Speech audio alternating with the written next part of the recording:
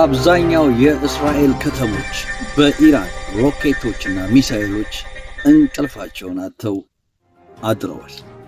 ዛሬ ኢራን በእስራኤል ዋና ዋና ከተሞች ላይ ብዛት ያላቸው ሮኬቶችና ሚሳኤሎችን ስታስወነጭፍ ማደሯን ተሰምቷል።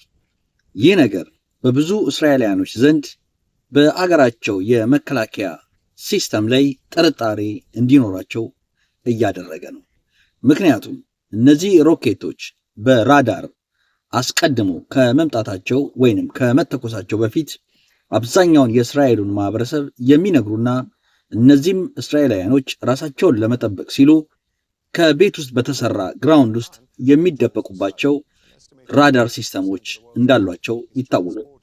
እነዚህ ራዳር ሲስተሞች ግን አሁን ኢራን እየተኮሰች ያለቻቸውን ሮኬቶችና ሚሳኤሎች ዲቴክት ወይንም ማሳየት አልቻሉም።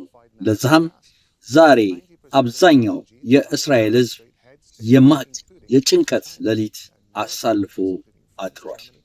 ይህ በእንዲህ እንዳለ የእስራኤል የመከላከያ በጀት 30% ከባለፈው ዓመት እንዲጨምር መደረጉ ጦርነቱ በዚህ በኩል ትራምፕ ጨርሰነዋል ሲሉ፣ በዚህ በኩል ግን እስራኤል በጀቷን መጨመሯ ምናልባት ይህ ጦርነት ገና ብዙ የሚያስኬድ ነገር እንዳለ ማሳያ ነው።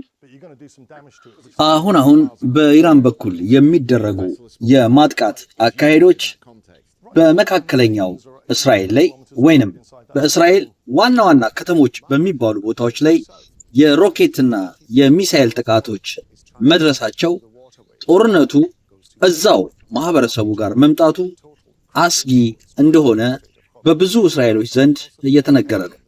አብዛኛው የእስራኤል ሚዲያዎችም እንደሚናገሩት ከሆነ በአይረን ዶም ወይንም እስራኤሎች በሚሉት የዳይት ወንጭፍ ብዙ ሚሳኤሎችና ሮኬቶችን መከላከል ቢቻልም እነዚህ መከላከያዎች ግን አሁን አስተማማኝነታቸው አጠያያቂ እንደሆነ እየታየ ነው።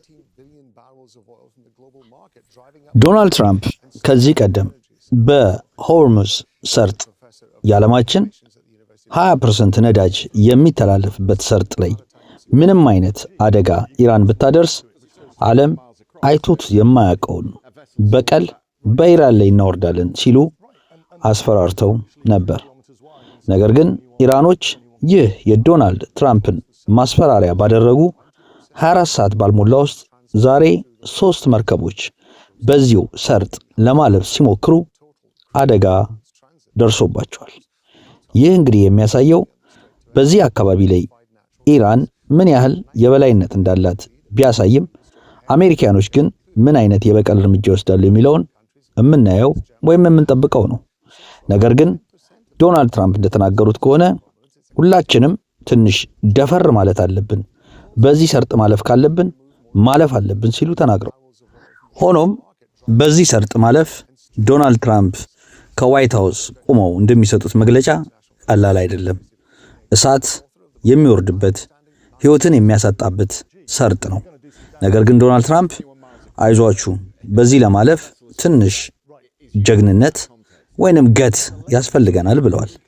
በተረፈ የመርከብ ድርጅቶችም ቢሆኑ አስፈላጊውን የኢንሹራንስ ሽፋን እንሰጣችኋለን፣ ስለዚህ ለሚደርስባችሁ የገንዘብ ኪሳራ አሜሪካ ዋስትና ትሆናችኋለች ብለዋል።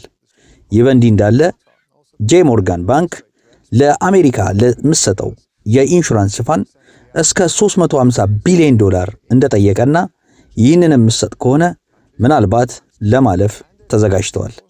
ይህ በእንዲህ እንዳለ ግን ይህ በንብረት ላይ ለሚደርሰው አደጋ አሜሪካ በገንዘብ ሽፋን ብትሰጥም በህይወታቸው ላይና በነፍሳቸው ላይ ለሚመጣው ነገር ግን ማን ዋስትና ይሰጣቸዋል?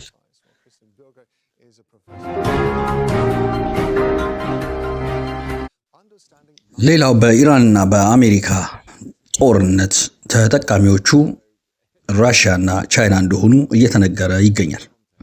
አንድ ከፍተኛ የአውሮፓ ባለስልጣን እንደተናገሩት ከሆነ ከዚህ ጦርነት እየተጠቀሙ ያሉት በመጀመሪያ ደረጃ ራሽያ ስትሆን ይህም የተከለከለባትን ወይንም ማዕቀብ የተጣለባትን የነዳጅ ዘይት አሁን እንደ ልቧ ለመሸጥ እንዲሁም ከአውሮፓያኖች ጋር ኮንትራት ለመፈራረም እኛን አውሮፓውያኖችን እያስገደደች እንደሆነ ተመልክተናል በማለት ታዝበዋል። ይህ በኢራንና በአሜሪካ የተነሳው ጦርነት ራሽያን የተጣለባትን ማዕቀብ እንዲነሳላት ለጊዜው ቢደረግም ራሽያ በፕሬዝዳንቷ ፑቲን በኩል ማንኛውንም አይነት ኦይል ወይም ነዳጅ መሸጥ የምንፈልገው አውሮፓውያኖች ከኛ ጋር ቋሚ የሆነ ኮንትራት የሚያደርጉ ከሆነ ነው፣ ያለበለዚያ ነዳጁን እንደማንሸጥላቸው ማወቅ አለባቸው በማለት አሁን አፐራንድ ወይንም የተሻለ ባርጌኒንግ ፓወር እንዳላቸው ራሽያኖች እያሳዩ ነው። ይህ በእንዲህ እንዳለ በሁለተኛ ደረጃ ስሟ እየተጠቀሰ ያለው አገር ቻይና ስትሆን ቻይና በሆርሙዝ ስትሬት ወይንም በሆርሙዝ ሰርጥ ላይ ማናቸውንም የነዳጅ ጫኝ ሆኑ የእቃ ጫኝ መርከቦች እንዳያልፉ ኢራን እንዳስጠነቀቀች ይታወቃል።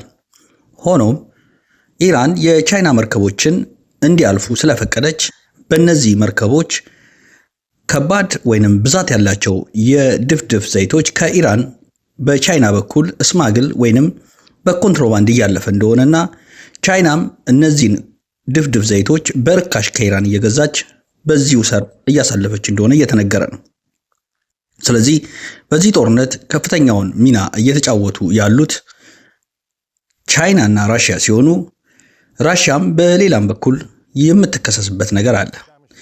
እያንዳንዱ የአሜሪካና የእስራኤል ራዳሮች ማለትም ሚሳኤልና ድሮኖችን የሚያከሽፉ መሳሪያዎችን የትና ከየት እንደተተኮሱ የሚናገሩት እነዚህ ራዳር መሳሪያዎች በራሽያኖች ለኢራኖች ያሉበት ቦታ አሜሪካ የት ቦታዎች እንደተከለቻቸው በተለይ በእነዚህ በገልፍ ሀገሮች ላይ በአረብ ሀገሮች ላይ እነዚህን የራዳር መሳሪያዎች የተከለችበትን ቦታ የሳተላይት ኢሜጅ እና አንዳንድ የጦር መረጃዎች ራሽያ ለኢራን እንደሰጠች የሚነገር ወይንም የሚታማ ሐሜት አለ። ራሽያኖች በእርግጥ በዚህ ጉዳይ ላይ የሰጡት አስተያየት ባይኖርም ከፍተኛ የራሽያ ባለስልጣን እንደተናገሩት ከሆነ ኢራን ከራሽያ ጋር ወታደራዊ ስምምነት እንዳላት ይታወቃል።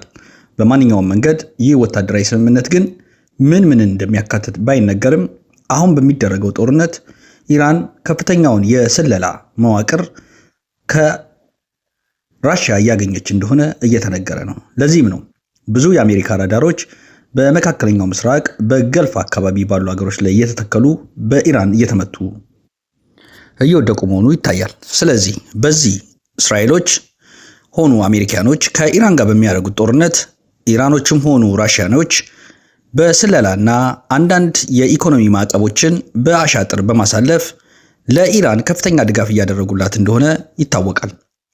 እንደሚታወቀው ራሽያ ከዩክሬን ጋር ባደረገችው ጦርነት ኢራን ለራሽያ የድሮን አቅርቦት እንደምታቀርብ ይታወቅ ነበር።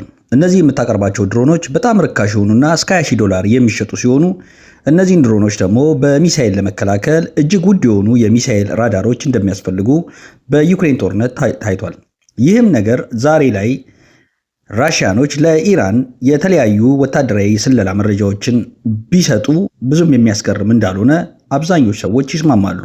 ስለሆነም ይህ ጦርነት ማብቂያው የቱ ጋር እንደሆነ ባይታወቅም እያንዳንዱ በዚህ ኤሪያ ላይ የሚሳተፉ ሰዎች ወይንም አካሎች እጃቸውን አጣጥፈው ነገርየውን እንደማይመለከቱት ግልጽ ነው። ስለዚህ በኢራንና በአሜሪካ መካከል የሚደረጉ ጦርነቶች ምናልባትም እንዲህ በቀላሉ የማያበቃ ዓለም አቀፍ ቀውስን ይዞ የሚከተልና ምናልባትም በድርድር የሚዘጋ ወይም የሚቋጭ ነው ተብሎ ይገመታል። ያለበዚያ ኢራን ምንም እንኳን የኒውክሌር ኃይል ባይኖራትም እንደነዚህ አይነት ስትራቴጂክ የሆኑ ቦታዎችን በመጠቀም ዓለምን ማናጋት በኢኮኖሚ መበጥበጥና ብዙ የገልፍ ካንትሪዎችን እንደነ ዱባይ እንደነ ኦማን እና እንደነ ሳውዲ አረቢያ ያሉ ሀገሮችን በቀላሉ ማጥቃት ትችላለች። ስለዚህ አሜሪካ ይህንን ጦርነት በስምምነት ትጨርሰዋለች ወይንም ደግሞ የማይሆን በዓለም ላይ ታይቶ የማይታወቅ ቀውሶች እንዲመጣ ትገፋፋለች በሚል እየተጠበቀ ነው።